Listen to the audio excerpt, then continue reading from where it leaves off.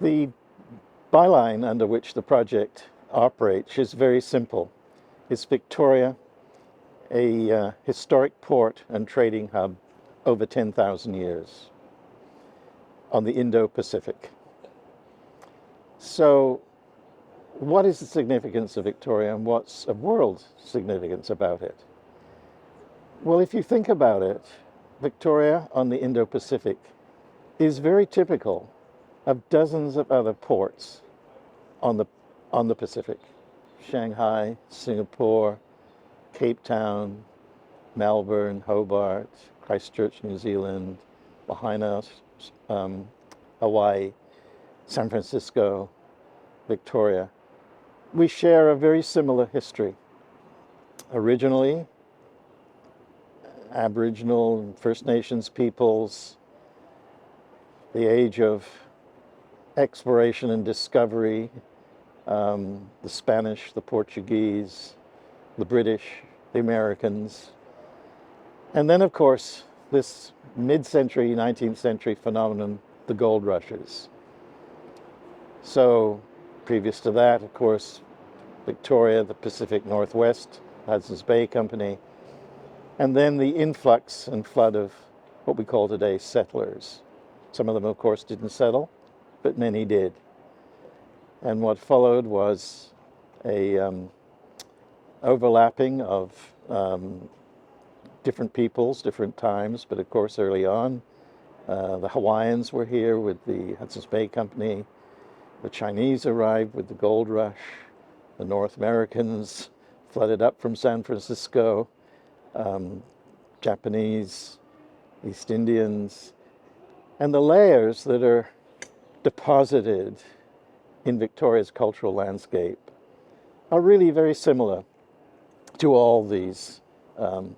Some of them whistle stops, some of them more serious. Hong Kong, for instance, declared itself a city the same year Victoria did. Interestingly enough, Hong Kong is located on Victoria Island, both being at the time British colonies. So a look at Victoria's landscape shows a city that is embedded in, first of all, a deep First Nations cultural context. It's in the landscape. Our early roads were their trackways. The landforms, which we laid our names over top, of course, defined the layout of Victoria. And the topography was the result of intensive First Nations gardening. So when James Douglas arrived here in the early 1840s, he noted that the landscape looked English. And he looked across it, and it seemed to be treed and manicured, and wildflowers spread across the ground cover. What he didn't realize was that it was the result of an intensive horticultural practice by First Nations that made it that way, including using regular burn-offs of the ground story vegetation that kept the camas, for instance, growing, and the wildflower cover. So agriculture was the first intent of the Hudson's Bay Company here, and ultimately Victoria became the headquarters of first the colony of the Hudson's Bay Post, controlling the trade with up and down the coast of the interior of British Columbia. Later, of course, headquarters, capital of the colony. The UNESCO World Heritage Site process for nominating a site has changed over the years. So early sites, of course, were deemed to be almost archaeological in nature. Sites that were preserved, almost embalmed from a certain date and frozen in time. More recently, the UNESCO has been interested in what's called cultural sites, dynamic cultural sites, so cultural sites that illustrate a landscape of change over time. So what is the evidence of the layers of change? And a quick look at Victoria and many sites like it indicate that the change is caused by migrations.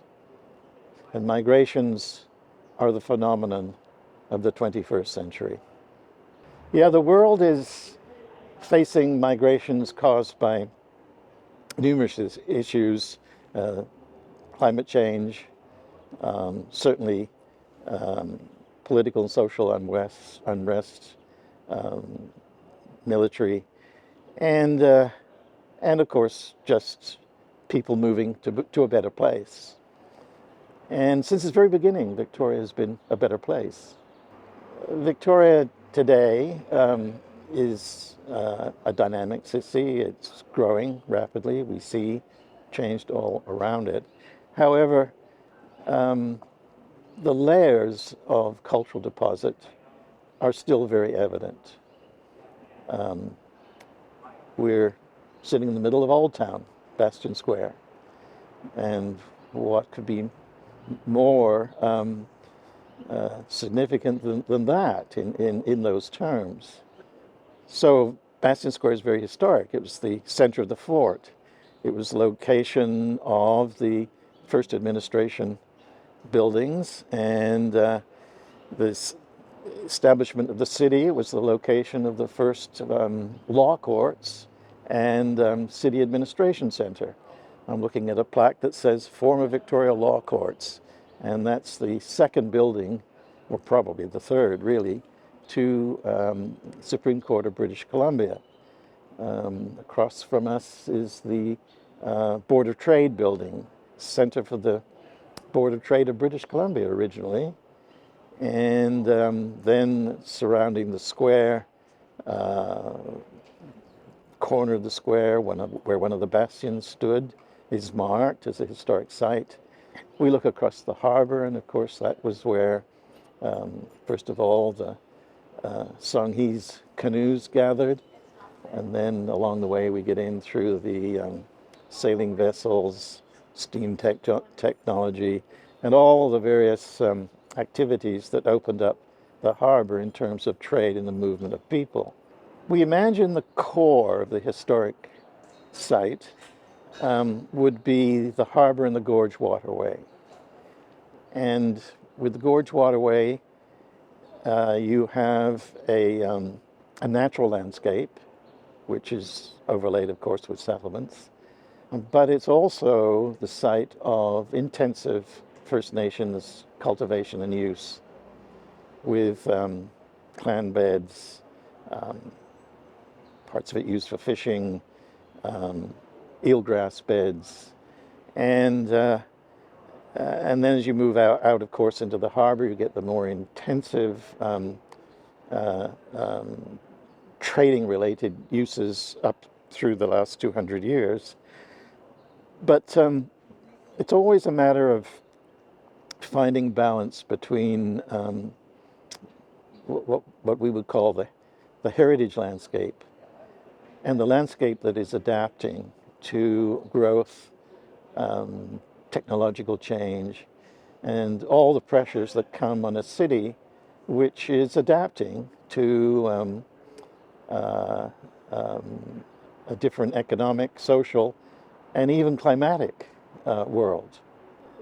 UNESCO asks those who are nominating a site to start with the very basics. So you start when you look at the geology.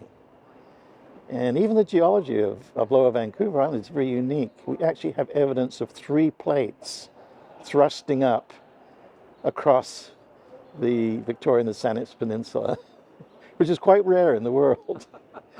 Federal government call for nominations about once every 10 years from Canadians who would be interested in nominating a site for World Heritage status. So those nominations have to be prepared, extensive documents, following along the lines I've described here, and they're reviewed by the province and then, of course, by the federal government. And the federal government forwards the nominations to the World Heritage Council, which then adjudicates them. There can be references back through to the nominating group, and on that basis, sometimes extended discussions take place. And some of the recent nominations have been in the pot stewing for 20, 25 years. So the recent recognition of the gold rush and related history in the Yukon was just recognized finally this year and had been in the works for quite some time. The next call will probably be around 2029. So we had some time to work on this.